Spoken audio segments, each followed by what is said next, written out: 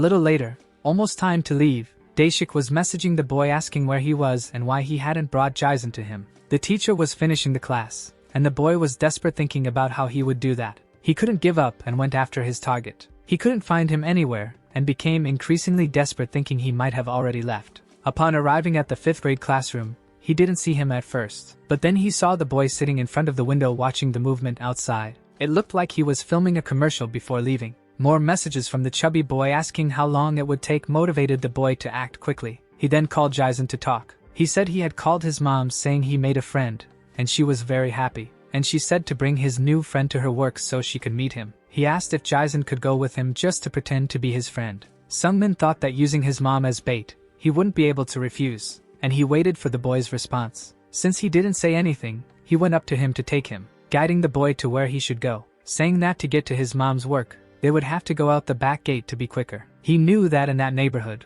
if you were someone naive, you wouldn't survive for long. He took the opportunity to warn the chubby boy that they were passing through the back gate. Discreetly, the boy lost his balance and was about to fall to the ground. But Daeshik caught him by the strap of his backpack saying he should be careful, and that if he gave up easily, there was no reason for the boss to have waited so long. He threw the boy against the wall like a bag of trash. He said it was a pleasure to meet the so-called silent one. He grabbed him by the neck and said that his face was pretty, but his skills were apparently nothing special. Jison placed his foot on the chubby boy's chest and pushed him back, freeing himself from his grip. When the boy landed on the ground, the phone he had received slipped out of his pocket and slid towards a nearby sewer. The chubby boy charged at him again, asking if that was all he had to offer. He threw a punch, but Jison managed to block it with his arms, but that made him slide back closer to the sewer, and he took the opportunity to grab his phone from the edge of the sewer to prevent it from falling inside. Filled with rage, Daeshik said he would finish him off with the next blow, and the boy stood up ready for the duel.